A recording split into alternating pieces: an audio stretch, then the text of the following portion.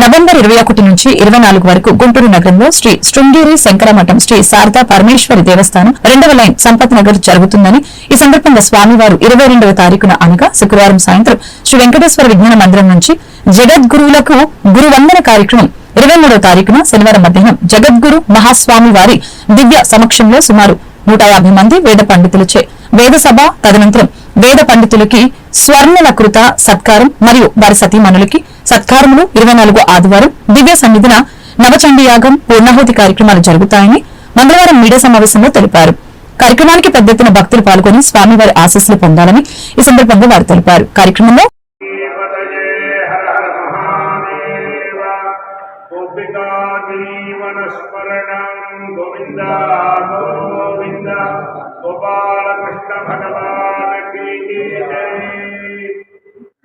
స్మృతి పురాణానామాలయం కరుణాలయం నమామి భగవత్పాద శంకరం లోకశంకరం.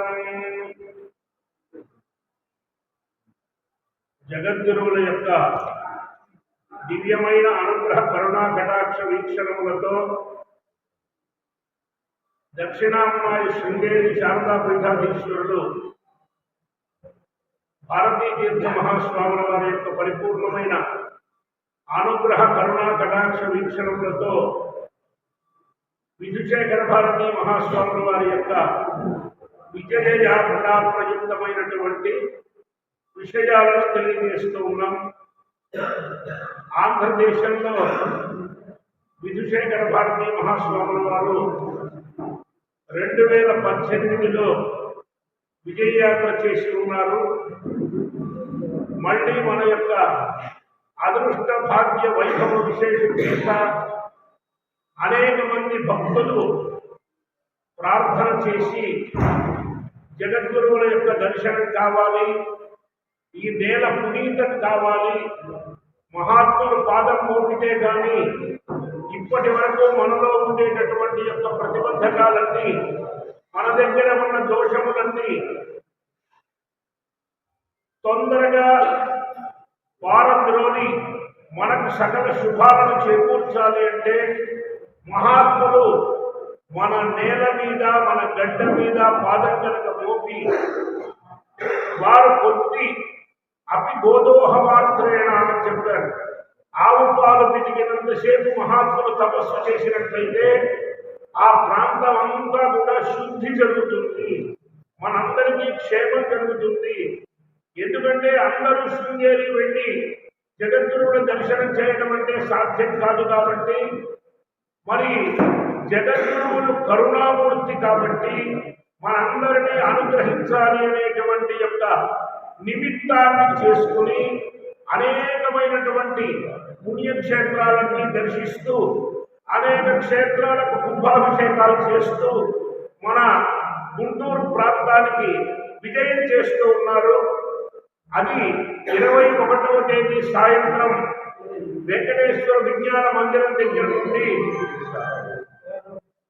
వెంకటేశ్వర ఆలయం నుంచి బయలుదేరి మన గుంటూరు సంపత్ నగర్ శారదా పరమేశ్వరి దేవస్థాన ప్రాంగణానికి స్వామివారిని అనేక విధములైనటువంటి యొక్క వాద్యములు, మంత్రములు, స్తోత్రములు, భజన రూపములు, నృత్య రూపములతో వారిని స్వాగతం పలుకుతూ సంపత్ నగర్ శారదా పరమేశ్వరి దేవస్థానానికి అనేక మంది, వందల వేల మంది భక్తుల నమస్కార రూపమైనటువంటి స్వాగతాన్ని పలుకుతూ వారిని దేవస్థానానికి శారదా చంద్రమౌళీశ్వర స్వరూపంగా మనమందరం కలిసి దగ్గర ఉండి భక్తి శ్రద్ధలతో తీసుకుని రావడం.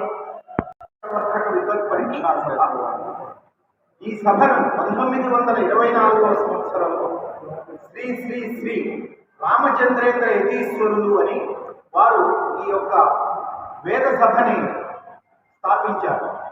2024కి శతవర్షాలు గడిచినవి.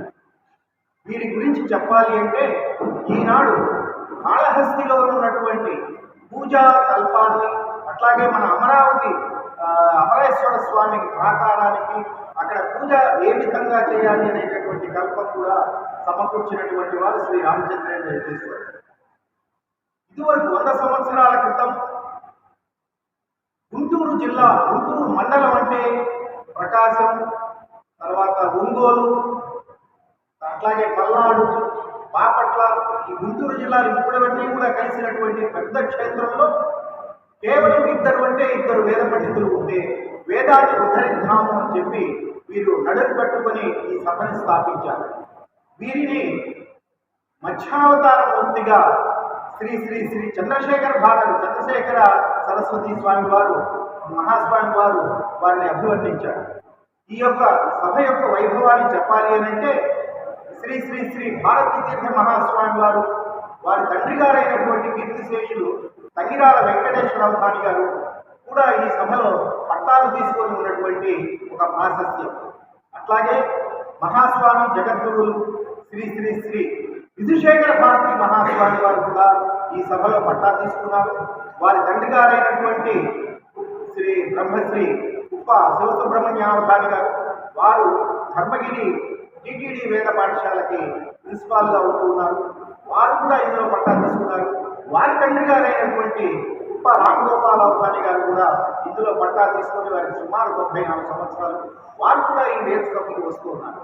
ఈ యొక్క అంతేకాక శ్రీ శ్రీ శ్రీ భారతీ తీర్థ మహాస్వామి వారు సన్యాస స్వీకారం తీసుకొని 50 సంవత్సరాలు అయిన సందర్భంలో సువర్ణ భారతీ మహోత్సవాలు అనేటటువంటి ఒక సంపూర్ణమైనటువంటి ఒక వేద విజ్ఞానాన్ని మనందరికీ తెలియజేసే విధంగా శృంగేరి పీఠం వారు దాన్ని ఆవిష్కరించారు. ఇటువంటి సువర్ణ భారతీ మహోత్సవాలు జరుపుకుంటున్న శుభ సందర్భంలో అట్లాగే గుంటూరు మండల వేద ప్రవర్తక విద్వత్ పరీక్షా సభ 100 సంవత్సరాలు పూర్తి చేసుకుంటూ ఉండటానికి ఏ విధమైనటువంటి కల్పన చేస్తే బాగుంటుంది అని చతుర్వేద హవనాలు ఇంతవరకు గుంటూరులో జరిగినట్టుగా మా స్ఫురణకు తెలియదు. అలాంటి చతుర్వేద హవనాలు ఋగ్వేదం, యజుర్వేదం, సామవేదం, అథర్వణ వేదం 4 వేదాలని కూడా ఇక్కడ పఠిస్తూ వేద హవనాలు చేస్తూ ఉన్నాం.